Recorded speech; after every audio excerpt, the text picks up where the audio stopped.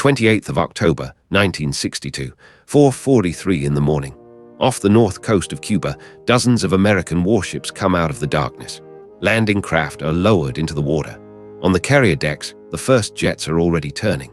In Florida, B-52 bombers sit armed at the ends of the runways. Over the Caribbean, hundreds of American aircraft turn toward one island. President John F. Kennedy has given the order. The United States is invading Cuba. The plan is simple: destroy the Soviet missiles, remove Fidel Castro, end the crisis. Washington believes the whole thing can be finished inside a week, and Washington is about to find out what it did not know. There are nuclear weapons on that island that American intelligence never found. Not the ones aimed at American cities, smaller ones. Weapons built to destroy an airfield, a harbor, a beach full of men. When the first Marines reach the sand, they are not walking into the last day of the Cuban Missile Crisis. They are walking into the first day of the Third World War. It will last less than 3 days. It will kill millions of people. And the world that comes out the other side will be, in one strange and very specific way, safer than the one you are living in right now. 2 weeks earlier, on the 14th of October, an American U-2 spy plane crosses western Cuba and photographs something Washington has been promised is not there. Soviet missile sites, half-built, in the fields near San Cristobal. The missiles are medium-range and nuclear, and Cuba is 90 miles from Florida. From those fields, they can reach Washington, Atlanta, and Dallas in about 13 minutes. There is no warning system on Earth that works that fast. Kennedy is shown the photographs on the 16th. He gathers a small group of advisors and effectively locks them in a room. For 6 days they argue, and the argument comes down to 3 choices: talk, blockade the island, or attack it. The military chiefs want to attack. The Air Force Chief, Curtis LeMay, tells the president to his face that a blockade is appeasement and that it is almost as bad as Munich. Kennedy does not attack. On the 22nd, he goes on television and announces a naval quarantine. A ring of American ships around Cuba, turning back anything carrying weapons. It is the smallest move on the table that is still a move. And it works. 6 days later, Moscow agrees to take the missiles out in exchange for a promise not to invade Cuba and a quiet American promise to pull some missiles out of Turkey. The world never learns how close it came. Kennedy privately put the odds of war at somewhere between 1 in 3 and even. He was not exaggerating, because on Saturday the 27th, one single event very nearly took the decision out of his hands. That morning, a Soviet crew near the town of Baines tracks an American U-2 across their screens and, without asking Moscow, fires.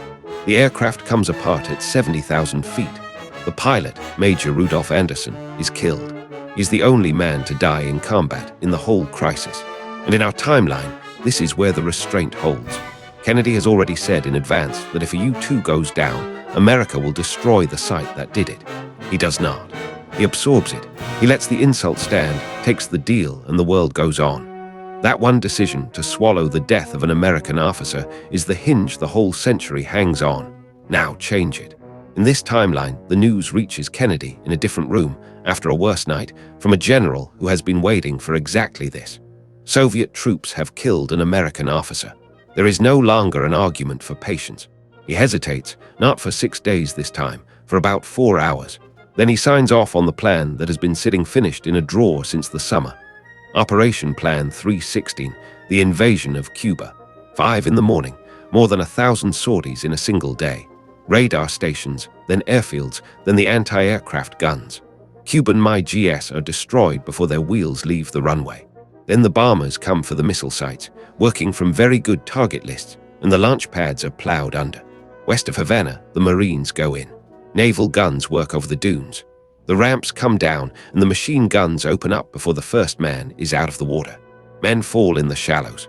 But the defenders are thin, the weight coming at them is enormous, and by noon there are bridgeheads.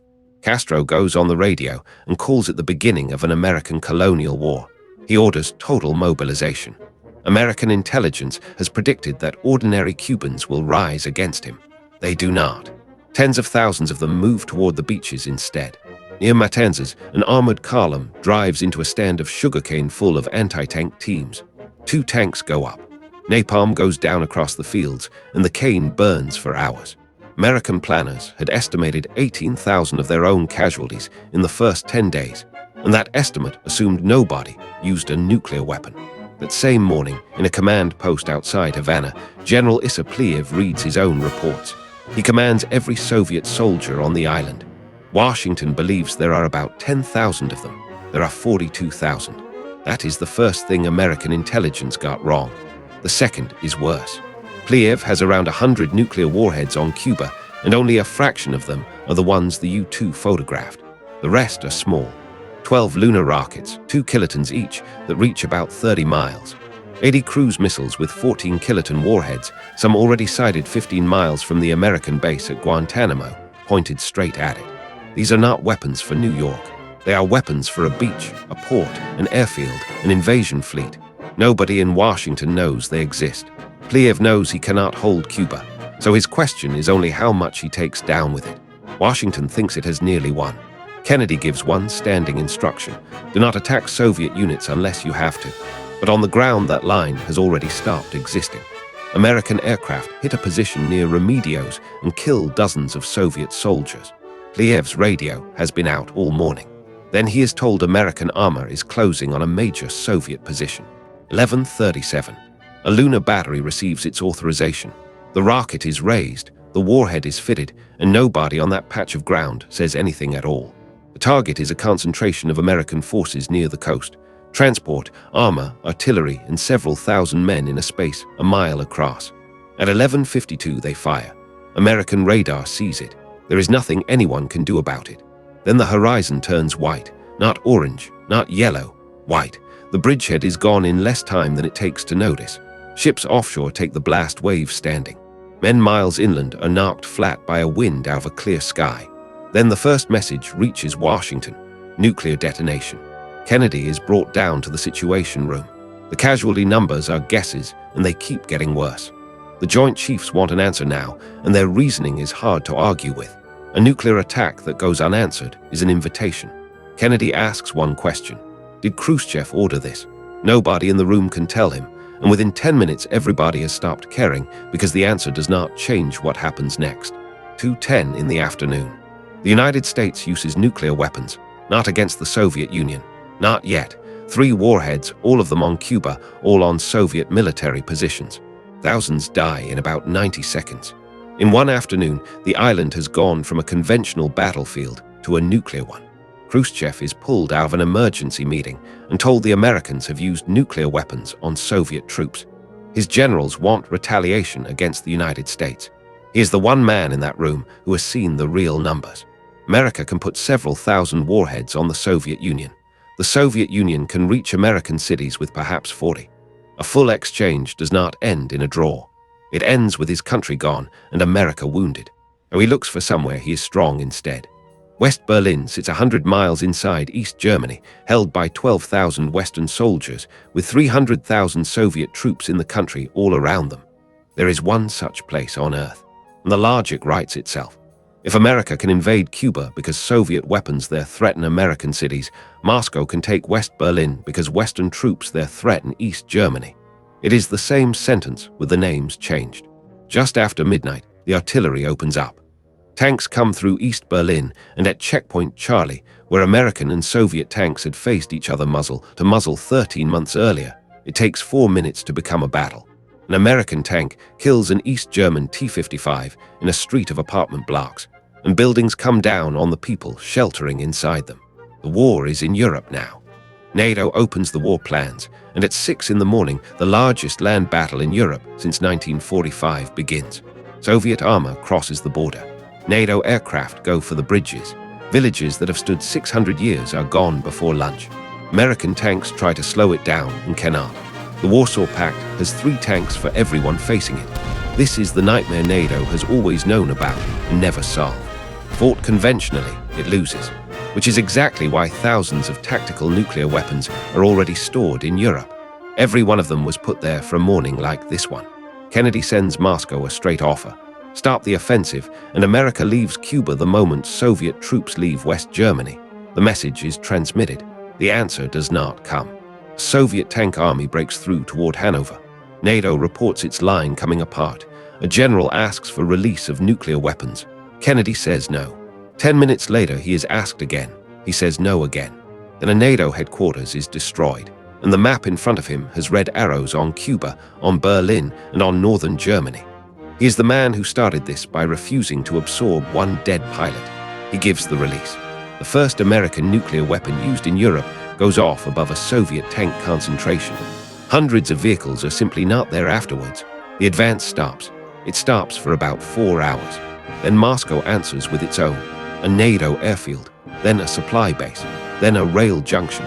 Every strike is answered, and every answer is slightly larger than the thing it answered. Nobody has decided to fight a total nuclear war. Nobody has even discussed it. But at every step, both sides are doing exactly the thing that produces one. The 30th of October, 60 minutes past 2 in the morning.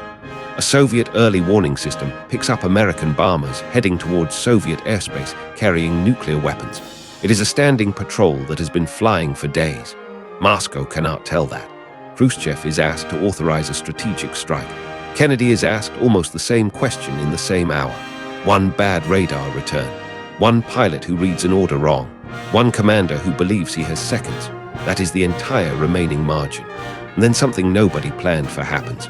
A message comes in from Moscow on the direct line. No propaganda, no threat, nothing about who started it. Strategic forces stand down. The offensive halts. Everybody goes home. 4 sentences. Kennedy has minutes. His generals tell him Moscow is breaking, and one more day finishes it. He looks at the same map and sees something else. That if America wins this, there will be nothing left standing worth having won. He accepts. The Third World War lasted 68 hours. Some units got the order late, and the shooting in Berlin ran on all day. It killed somewhere between 4 and 7 million people, and nobody will ever agree on the number. 2 strips of Germany are radioactive. West Berlin is rubble. Cuba is wrecked. And the strangest thing about the whole event is what did not happen. Not one city on either side was deliberately hit. Both sides stopped exactly 1 step short. Kennedy survives. Politically, he is finished. He does not run again, and for the rest of his life, Americans ask him the same question. Why did you invade at all? Khrushchev is removed by his own presidium within 4 months. Now jump forward 64 years to that world's version of today. And the first thing to say about it is that it is not a ruin. It is something stranger. It is a world that got frightened early and stayed frightened. In our world, the idea that nuclear weapons must never be used is an argument. In that one, it is a memory with photographs. Every government that has thought about building a bomb since has had to look at what happened to Germany first. The treaty comes in 1965. It bans the class of weapon that started it, the short-range battlefield rocket, the thing Pliev fired. It bans it on both sides, with inspectors on the ground, 22 years before anything like it happens in our world. Because that is the lesson both sides actually took away. Nobody in Cuba or in Germany chose a nuclear war. A colonel with a 2-kiloton rocket and a broken radio chose it for them. So they took the small weapons away from the colonels first. America never goes to Vietnam. There is no appetite for it, and no president who could survive proposing it. The generation that would have been drafted in 1968 spends its 20s digging shelters under schools instead, which is its own kind of damage. West Berlin is never rebuilt as a Western city. It is handed to the United Nations as neutral ground, and it is still there today. A small international district with a quiet border, the one place both blocs agreed to stop touching. There are 2 exclusion zones in Germany, one on each side of where the border used to be. Fenced since 1963. Forest now. About 100,000 people were moved out and never went back, and their grandchildren still file claims. Nuclear power in the West never really happens. The word is poisoned in the same year, permanently. So the West burns coal and gas for another 40 years, and its emissions today run about 1/5 higher than the ones in your world. And Cuba is rebuilt, poor and permanently famous. Castro ruled until he died an old man, still in office, the most recognizable face on earth. Leader of the country, the superpowers destroyed on their way to nearly destroying each other. So where is that world heading? The people who remember the 3 days are nearly gone. The youngest soldier who fought in Germany is 84. And the whole arrangement, the treaty, the inspectors, the reflex, was built by people who had personally been frightened. That is the crack in it. The 1965 treaty was signed by 2 governments in a world with 3 nuclear powers. There are 9 now, and the newest 4 have signed nothing, because the ban was a bargain between 2 frightened empires and nobody else was in the room. Over the next 20 years, the argument there is about whether battlefield nuclear weapons come back. Several governments quietly say they never left. The German zones are due for partial reopening in the 2040s, and that fight is really about whether anyone still remembers. And here is the uncomfortable part. 68 hours of war bought that world 60 years of caution. It is not obvious what buys the next 60. And it is not obvious that a second demonstration would leave anybody behind to learn from it. Historians in that world argue about the hinge, and the popular answer is wrong. It was not the missiles, and it was not the invasion. It was that America went in believing the only nuclear weapons on Cuba were the ones pointed at its cities. There were about 100 more. In our world, Kennedy swallowed a dead pilot, and the whole thing ended in a press release. That is the entire margin. One man deciding not to answer on one Saturday afternoon in October. So here is the question worth arguing about. That world got its warning and built something with it. Ours got the same warning in secret and mostly forgot. Which of the two is actually safer now, and would you make the trade?